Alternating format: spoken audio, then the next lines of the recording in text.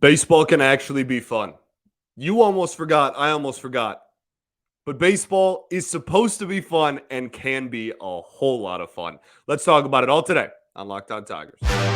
You are Locked On Tigers, your daily Detroit Tigers podcast.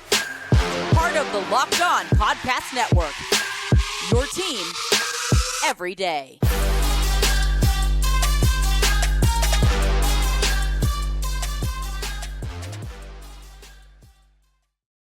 What is up, everybody? Welcome back to another edition of Locked On Tigers. I'm, of course, your host, Scott Bentley. Today is Monday, May 29th, 2023. Thank you so much for making Locked On Tigers your first listen every single day. We are free and available wherever you get your podcasts, including YouTube, part of the Locked On Podcast Network, your team every day. Today's episode is brought to you by eBay Motors. A championship team is about each player being a perfect fit. Same with your vehicle. So for parts that fit, head to eBay Motors and look for the green check. Stay in the game with eBay Guaranteed Fit at ebaymotors.com. Let's ride. eBay Guaranteed Fit is only available to U.S. customers. Eligible items only. Exclusions apply. All righty. Detroit Tigers take 3 of 4 from the Chicago White Sox. Take 2 of 3 over the weekend. Today's Monday. Today's Memorial Day. Thank you to all of those who have served, are serving, etc., as we take a day and honor those who have made the ultimate sacrifice serving this country. All right. The Detroit Tigers, like I said, win 2 of 3 over the weekend. A very, very fun weekend in Comerica Park.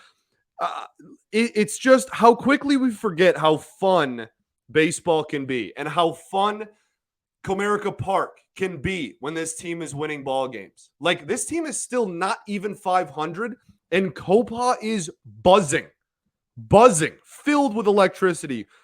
The fans were fantastic this weekend. I went to Friday's game. They got punched in the mouth and absolutely destroyed.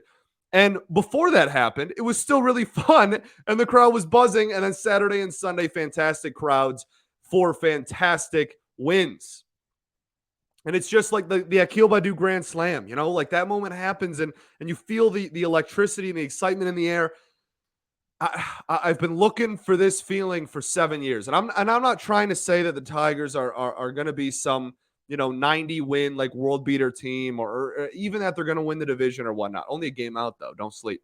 But for real, like I'm not trying to say that this team, all their problems are gone and they're going to be this really good competitive team the rest of the summer or anything like that. They still got a lot of stuff they got to work on. Okay, but this city is just begging for a winner. Just begging for a winner. And there's just Detroit is such a different place when the Detroit Tigers are winning ball games. And right now they are. And I don't care if the AL Central is a laughing stock and is historically bad. I could not give less of a hoot what the circumstances are surrounding the fact that the Tigers are only one game out of the first place.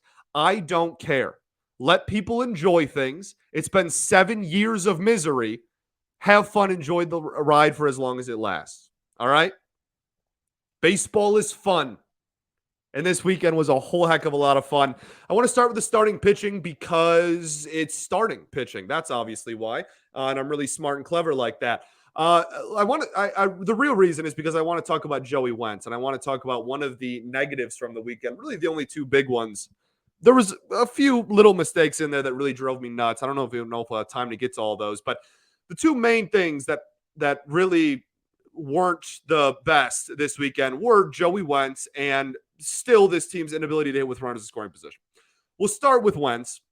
He struggled again. And, I refuse to believe that his fastball just sucks. And you can say that I'm dumb for that. I don't care. It doesn't. Like, the fastball isn't awful. He just cannot locate it for the life of him at the moment. And I don't know. I guess it's just a pure command thing. I don't know. There was a huge thing this weekend. A couple of beat writers pointed it out, and a couple of just like Twitter accounts, really great Twitter accounts, by the way, pointed it out that his release point has just been different this year. And I don't know if that's intentional by him, if he knows that he's doing it. I would imagine that nothing gets by this incredible pitching coaching staff, Fetter and Nieves and Lund and whatnot. I'd imagine that they're all well aware. But for whatever reason, he can't locate a fastball to save his life at the moment. And it's really frustrating because it's not like this flat, awful, bad pitch. It just is getting rocked because when he misses, he doesn't miss out of the zone. He's not walking a boatload of players. He's missing right down the heart of the plate consistently. Go watch Friday's game again. Every single pitch is like, if you were to break the strike zone down, this is what we used to do, like was break the strike zone down into 9 boxes, right? Kind of like you're playing MLB The Show, I guess. And like everything was at least touching like the middle box in the strike zone. Everything was just over the heart of the plate. And it's been like that way for a few starts now. And the thing is, we've talked about it a lot. There's no one waiting in the wings. There's no one that is like crushing it in AAA. There's no one that is major league ready in Erie. If you want to like go back even further, I don't think there's anyone that's like waiting to get the call up that's a starting pitcher in AA. And there's like Reese Olson's really struggled this season. Wilmer Flores has not been like super dominant, and they're definitely not going to rush him right now. Like you just have to find a way to get to either Manning or Skubal or both being healthy again. You just got to find a way. And I don't have the answer, genuinely. I was talking to somebody who said Mason Englert. That is not the answer. I like what Englert has shown this team at times. If he was a starting pitcher and you gave him 4 or 5 innings, it would be a home run derby at the moment. He has a legitimate home run issue. He gave up another this weekend. He gives up a lot of long balls. When he's not, he's locked in and looks good, but like that's a serious problem that I don't want in my starting rotation. And there, Tyler Alexander, I guess, but we've done that before. We kind of know what we're going to get. I'm not sure that's going to be substantially better. Not that Tyler Alexander is going to have an 8 ERA when he's a starter, but like there's no clear-cut, easy choice for who to replace him with. And so you just got to find a way to make it to Manning or Skubal being healthy again. That's all you have to do. You just got to find a way to figure it out till then. They haven't announced the starter yet for his presumed next start, but he would be demoted by now if they were going to do that, I think. And Hinch has said that they're going to stick with him. Now, there's a rumor that they might do an opener thing. They might have someone go open the game and then Wentz kind of piggyback off that. That could be something that happens in the Rangers series, but I don't know.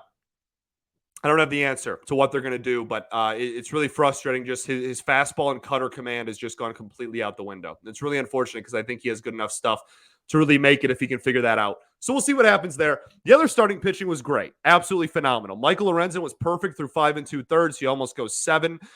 He had a really good outing. His changeup is so lethal. He goes 6 2/3, 2 hits, 2 runs, neither of them earned, 1 walk and 4 strikeouts. His ERA is down to 3.5 on the season, which considering his first 2 starts were awful, that's unbelievably impressive. He has been almost lights out since start number 2 for the Detroit Tigers this season.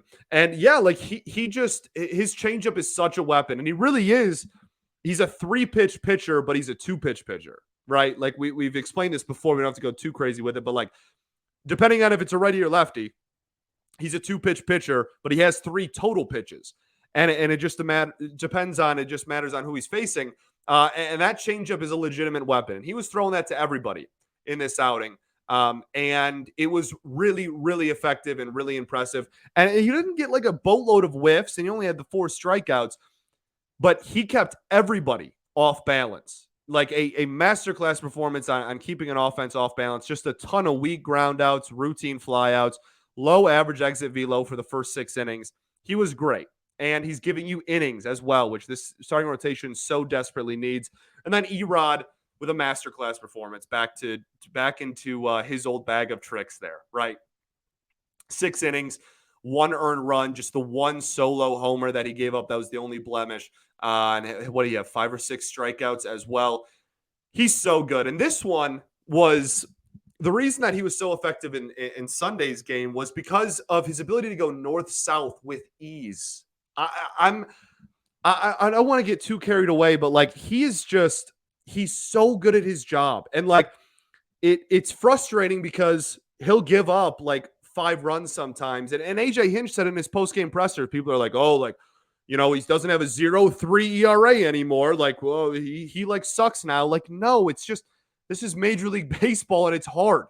No one's going to sustain that ERA throughout a whole season. And like, he's just such a professional pitcher. He's going to fill the zone always. And he's not going to be afraid of any hitter he faces. And sometimes he's going to get better and he's going to get rocked every once in a while. We've seen that certainly in his Tigers tenure. But like, he is such a pro's pro, like just a straight up professional. And like I said, this game just had no fear going up in the zone with heat, up in the zone with off speed, down in the zone with heat. He wasn't even painting corners. He was like kind of over the heart of the plate, but just constantly working up in the zone heat, then down in the zone heat, then up in the zone cutter, right? It moves a little bit. It's 4 miles an hour slower, and the guy swings right through it. Just total changing eye levels, masterclass performance when it comes to changing eye levels. And that is that's such a fundamental thing that's taught at such a young age, but is such a when you're good at it, it can carry you to the majors, kids. All right. Like changing eye levels is so crucial. And Erod just looked like such a professional pitcher on Sunday. He's so good at his job, and it's such a genuinely, I mean this, it is a pleasure to watch him pitch. Whether he gives up 5 or 0, I don't care. That is a pro at what he does. He is such a mature pitcher, and it's really a joy to watch him. Okay, let's talk bullpen, and then we'll talk offense. I know everybody wants to talk offense. This was a heck of a weekend for the offense. We'll talk about it for good and bad reasons. Right after I tell you all about our friends over at Built Bar. If you're looking for a delicious snack and you don't want all the sugar and calories, you need to try the best tasting protein bar ever. It is Built Bar. If you're like me, you want healthier snack choices. And I have just the thing for you if you want to accomplish that. It's built because they taste healthy and amazing. Seriously, they're so amazing. You won't even think they're good for you. You think they're a candy bar. But it turns out they're incredible for you. They have 100% real chocolate. That's what they're covered in, and that's the first thing that makes them taste great. They have unbelievable flavors like churro. That's my personal favorite. Peanut butter brownie, cookies and cream, etc. It's so awesome. I'm not sure how they do it, but they taste amazing while having only 130 calories, 4 grams of sugar, and a whopping 17 grams of protein. Now you don't need to wait to get a box either. For years, we've been talking about ordering Built at Built.com. You can still do that to get your specialty flavors, but you can go to your local Walmart and get a 4-bar box. Your local Sam's Club, get a 13-bar box. However you get your hands on some Built Bars, just make sure you do. Try them out today. All right, everybody, welcome back here. Segment 2 of Locked On Tigers. I appreciate y'all for tuning in so much. Thank you for making Locked On Tigers your first listen every day. Shout out to the everydayers that do tune in every single day. We'll be back tomorrow recapping the Game 1 of the Texas Rangers series. All right. This was also, you can check out the Tigers home broadcast on your SiriusXM app. I want to make sure that that's clear because it's a very cool feature that I think more people should know about. If you have SiriusXM and get the SiriusXM app, just type in Detroit Tigers and you can get their home broadcast for game. Very cool. What a weekend. My brain's going a million miles an hour. I'm so fired up. These guys don't quit. Say what you will about them. It's probably true. They don't hit with runners in scoring position. They refuse to hit with the bases loaded, but they don't quit. And last year's team had only quit. Like that was it. They continuously just rolled over. 1-run deficits felt like the world. They felt like they were impossible to overcome. This year's team is proving pretty much every day that that's no longer the case. And that is an awesome feeling. Not being going into the back third of a baseball game, going into the 7th, 8th, and 9th. And even if the team is a really good closer, not being like, all right, well, this game's over. Good try. We'll see him out there tomorrow. Be like, no, there's still a third of this game left. There's still 3 of 9 innings left, and we have a chance to do something here. They've been doing it all season. They did it twice over the weekend. Let's talk about our bullpen for a little bit. Not like the greatest bullpen performance ever, but also, the defense did them no favors the entire weekend. Andy Ibanez, single-handedly the reason that was a close game. I don't like saying single-handedly. That's not true. But was a big reason that the game got close, right? That throwing error that then led to 3 unearned runs all scoring. And then on Sunday, you have this crazy inning where Torkelson falls over fielding a ball. Then a bloop single to left happened, and Javi Baez doesn't get the ball into the infield. And what was it? Eloy Jimenez, who's, I don't know if you know this, isn't fast, gets to second base when he should have stayed at first. And then like Zach McKinstry goes home with a ball, and like it wasn't even really a close play, and he should have just gotten the out at first. Like the defense really did them no favors, which is unfortunate because early on we were really singing the praises of the defense, and lately it feels like we've been talking a lot about defensive mistakes. But I think that they held on and held their own. Like Will Vest, for as much as he struggled on Sunday, had a fantastic Saturday, really closed the door there. Chasen Shreve, I've really liked a lot lately. That splitter is going to play. And oddly enough, he's a lefty that has much better numbers against righties than lefties this season. He's got a reverse split guy, which isn't necessarily the worst thing in the world, considering the fact that I don't know, we have two like really good relievers back there, no matter if they are righty or lefty. I guess we kind of would, regardless. Nice to see him go out there. And then Tyler Holton, I thought looked crazy good as well. Great changeup and whatnot from him on Sunday. And then Jose Cisnero got a lot of heat. I thought it was completely undeserved. And I'd be saying this even if we lost. Like I thought the reaction from the fan base was ridiculous towards Jose Cisnero. He didn't do anything bad. Like there was no hard hit balls. There was a broken bat like bloop single that turned into a double because Javi screwed up to left field, like literally like splinted the bat and barely got into the outfield, a long just blooper. Then again, the defense does him zero favors. Should have got out of the inning 2 separate times before giving up some of those runs. And it was the defense's fault. He gives up a fly ball and he gets a ground ball, hard hit to third base, and Zach McKinstry just can't make a play at home and doesn't get the out at first either. Like he didn't give up. Did he give up a hit? Well, yeah, the blooper to left, I guess. But he didn't give up any hard contact. He went in there and really did his job and hit his spots and didn't get overmatched. His ERA going into the outing was under 3 on the season. Is Jose Cisnero the high leverage reliever on this baseball team? No, I'm not trying to tell you that he's better than like Foley or Lang or whatever. I'm not even sure he's the third option really for high leverage, but like acting like he just had a complete meltdown and was awful is ridiculous. That outing is not even remotely close to Jose Cisnero's fault. It's Will Vest in the defenses. That's who gets pinned for that inning going and unfolding the way it did. And then a little bit of BABIP luck from the baseball gods, I guess, if you want to pin anything on Cisnero. But that was a pitch, that was a ball inside that somehow he just muscled a broken bat into left field. So yeah, as a whole, I thought this bullpen was pretty solid. And going into Friday's game, the Tigers bullpen had the second lowest team ERA of any bullpen in all of baseball in the month of May. And that's just more stats on how much better this team has gotten in May and the role they've been on. And now they're a game under 500. And that's super, super cool. Let's talk about the offense. My nose is itchy. Let's talk about the offense. You know what? They really frustrate me. They really do. But golly, I love them. I love them I love them so much, but they drive me nuts because they still can't hit with runners in scoring position. Okay, Friday was a complete disaster. We're not even really going to talk about Friday too much more just because that was just a really bad pitching performance by this baseball team, and it was never a close game, really. But Saturday and Sunday, runners in scoring position. They go 5 for 16 is what they end on Saturday, okay? But at one point, that was a lot worse. Okay? And then they had some clutch hitting late. We'll talk about Zach Short later. And then on Sunday, they go 1 for 12 with runners in scoring position. 9 left on base on Sunday, I think 8 on Saturday. They still, and even with the average not being awful on Saturday, they still failed, what is that, 9, 10, 11 times, whatever number I said. They just cannot hit with runners in scoring position. They have a sub 200 batting average with the bases loaded. They are one of the worst bases loaded offenses I have ever seen in my entire life.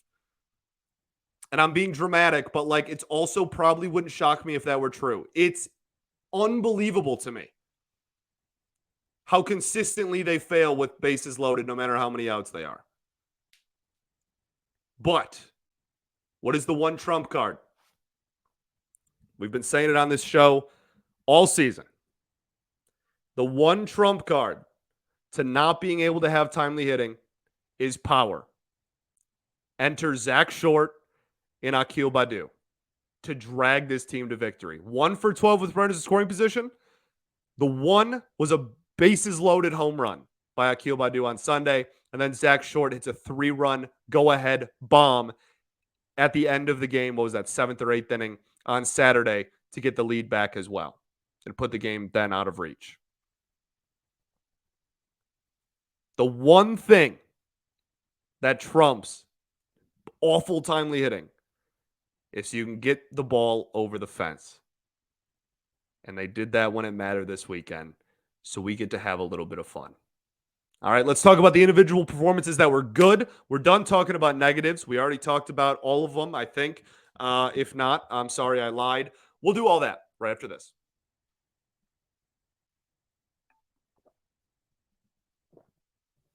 All right, everybody, welcome back here. Third and final segment of Locked On Tigers. I appreciate y'all for tuning in, as always. Again, be sure to go check out the Detroit Tigers broadcast on the SiriusXM app.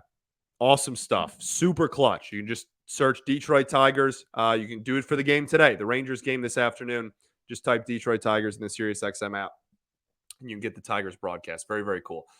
Okay, let's talk individuals, okay? The strike zone was dominated yet again over the weekend. The Tigers drawing a ton of walks and just in general working a lot of counts. On Saturday, they had 4 walks and 3 strikeouts as a team, which is crazy because Riley Green went 1 for 5 with 3 Ks. So they only struck out 3. They had more walks than strikeouts on Saturday, which is an unbelievably impressive statistic that I don't think we've been able to say too terribly often over the last couple of years of Tigers baseball. And then on Sunday, they walk 8 times. They still strike out 11 times, but they walked 8 times on Sunday. And that is on the heels of, what was it, Thursday, when they walked 11 times. They chased Dylan Cease, who is the ace of this team. Say what you will about him. He's one of the more talented pitchers in the entire game of baseball and has dominated the Detroit Tigers in his career. They chased him out of this ballgame. He went 4 innings, 4 hits, 4 earned runs, 4 walks, still had his 8 strikeouts. His ERA went up, and his pitch count was through the roof after 2. And definitely after 3, he was already at like 80 pitches or something ridiculous. And that's been a theme that this team has done over the entire month of May, but especially over the last 2 weeks. We've had this conversation a billion times, it feels like. Starting pitcher, we got him out early. Still a close game because we don't have any timely hitting. And the offense is still kind of wishy-washy at times.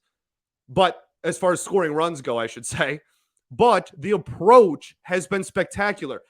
The Detroit Tigers in the month of May have the 6th most walks drawn in baseball by a team this month. The 6th most. They have 96 walks drawn as of the 28th of May. Just outside the top 5. Awesome stuff. And that will take this team so far, especially doing that on the first game of series is so important to me. You really want to dig deep into that bullpen right off rip and really put the other teams back against the wall going into the series. And they did that in this ballgame. We talked about it on Friday's show, right? They did that on Thursday. So just a fantastic performance when it comes to approach. Now, again, the execution still needs to be a lot better at times. But I'll be darned if they aren't working counts and drawing walks like crazy lately. It's really, really awesome to see. Let's talk about some individuals. Zach McKinstry might just be the greatest baseball player to ever live. And like, I'm not trying to get ahead of myself, but like genuinely Barry Bonds should sleep with one eye open. I am so amazed at pretty much every single Zach McKinstry at bat at this point. Do you know Zach McKinstry's OPS? It's 860. Riley Green's OPS is 805. We threw a parade when he cracked 800 at the end of last week. He had such a ridiculous weekend, McKinstry did. His OPS is 860. A homer, walking more than anyone. In the month of May, Zach McKinstry, I believe, has the third or fourth most walks out of like individual players in the entire game of baseball in the month of May. He's walked dang near 20 times in May, and it's May 28th, and we've had off days in there. He is an absolute machine. He is a perfect leadoff hitter at the moment. And not only does Scott Harris deserve a ton of credit for bringing this dude in and developing, the coaching staff for helping him develop and whatnot, but like this was a guy that 2 weeks into the season on this show, we were like, yeah, if somebody's really crushing the ball down in the minors, he's probably on the short list for people that are going to get, like optioned or DFA'd. He didn't even play here during spring training. We acquired him via trade a day before opening day. And now he is objectively this team's best hitter. He has a 295 average and an 860 OPS with like some pop and incredible walk numbers. He's unbelievable.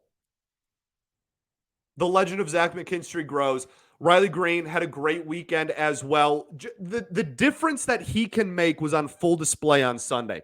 Riley Green goes, 1 for 3, but he had 2 walks. The one hit was a triple that ended up being the game-tying run in the 9th inning, and he robs a home run like Superman in dead center field to keep the deficit at just 1 run in, what was that, the 8th or 9th inning. That is the way that he can affect the ball game in so many different areas. Drawing walks, running the bases well, getting clutch hits. He did everything on Sunday, and he's a franchise ceiling player. And games like this remind you why. Javi Baez continues to struggle. His OPS is now under 600. He's really struggling, actually, pretty mightily at the moment. This is just the peaks and valleys of the Javi Baez experience. We've talked about it a billion times. He went on the end of April and early May. He had like 1,000 OPS over a 2-week stretch. Now he's been dreadful. He's really been struggling over the last couple of weeks. And then June will hit, and then he'll go on a tear again. And then people will be like, "Oh my goodness!" And then he'll go back, and that's just Javi. Okay, so tough it out. If we can last a few more days, hopefully we get the hot streak soon. Spencer Torkelson, a lot of walks this weekend, and a really big clutch double over the center fielder's head on Saturday's ball game. That was the crazy thing. Like, they had just gotten an error to blow a lead, and they were losing. And then immediately, Joe Kelly, who, by the way, had retired 34 of the last 36 batters he faced heading into this game on Saturday. And twice he blew leads against the Detroit Tigers.